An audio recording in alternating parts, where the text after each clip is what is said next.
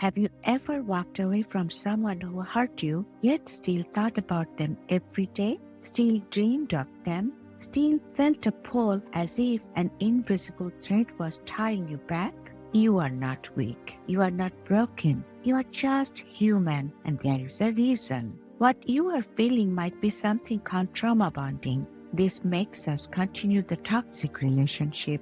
Today, I will discuss why you still feel tied to people who hurt you, why letting go is so hard even when you know you should. Let's start with what even is a toxic relationship and how is it different from a healthy one. In a healthy relationship, both people feel safe, seen, and supported. Conflicts happen, but they are repaired with mutual respect. Growth is encouraged. Boundaries are honored. In toxic relationship, love comes with conditions or confusion. There is manipulation, emotional neglect, control, or volatility. Sometimes it's loud, sometimes it's subtle, but it's consistent in one thing: it drains more than it gives. So, what is trauma bond? Pop psychology often defines trauma bonding as two people connecting over shared trauma.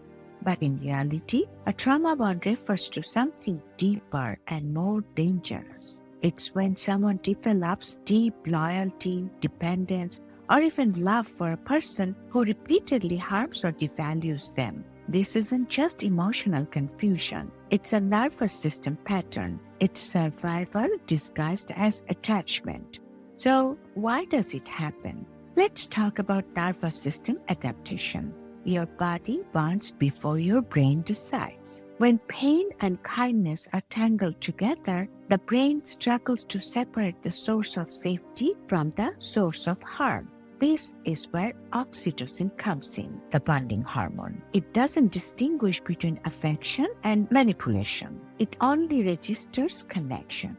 In toxic dynamics, love is often delivered intermittently, sometimes warm, sometimes withheld. The brain begins to crave that unpredictable affection. It's like a slot machine that plays just often enough to keep you pulling the lever. After a series of losses, one big win convinces you to keep playing.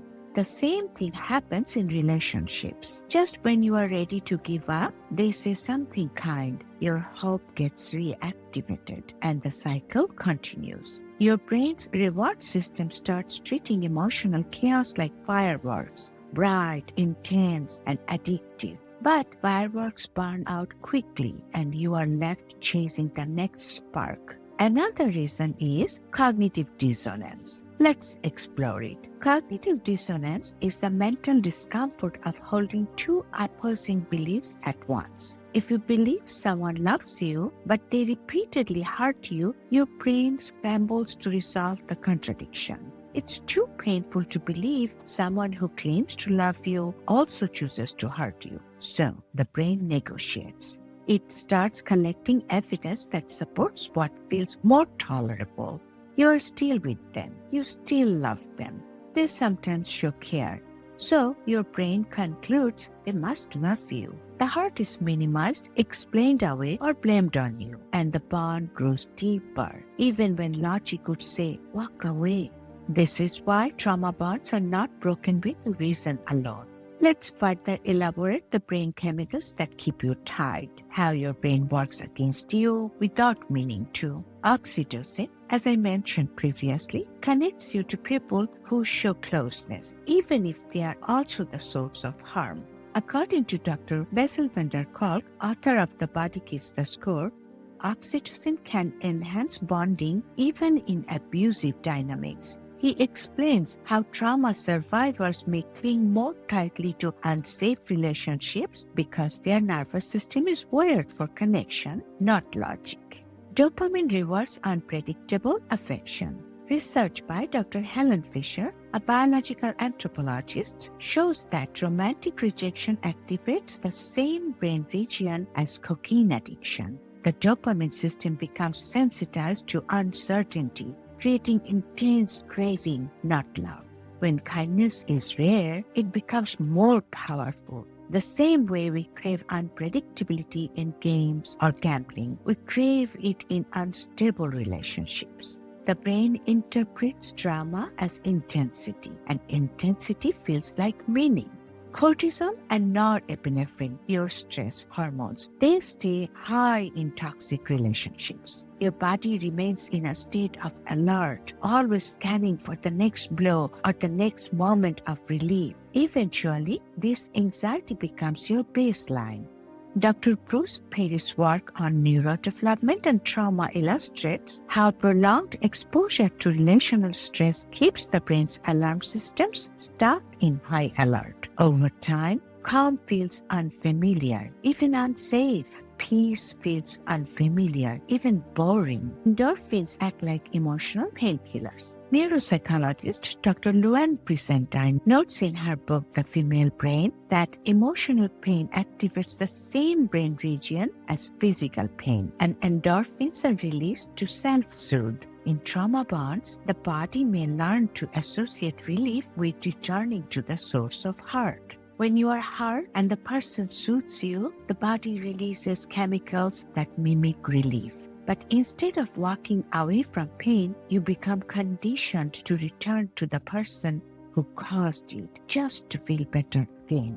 So when you think you miss them, you might actually be missing the chemical cocktail your body got used to. This isn't just an emotional bond, it's biological. Instead of blaming and shaming yourself, think, apparently science says I'm not crazy, just chemically committed to someone who confuses my nervous system. Thank you, oxytocin, and thank you, Dr. Vanderkalk, for making it sound smart.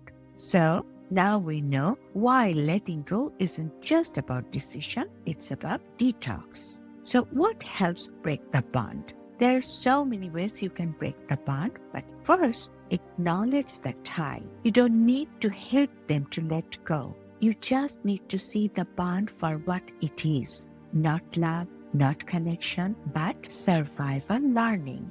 You can do visualization exercise. Let's do it together. Close your eyes. Imagine a thread connecting you to this person. See its color, its texture.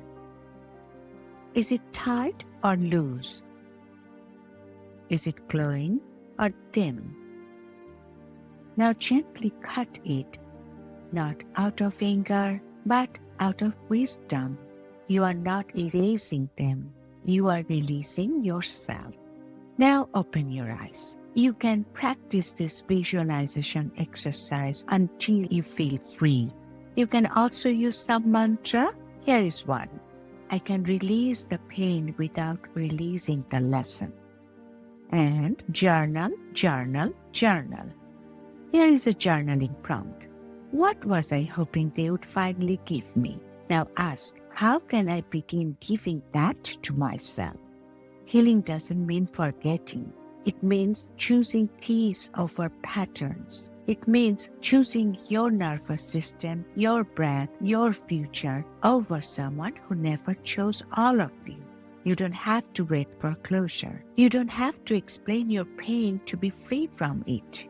Letting go is not giving up. It's giving yourself back, bit by bit, piece by piece, until you feel whole again. Thank you for watching Corner of Dr.A.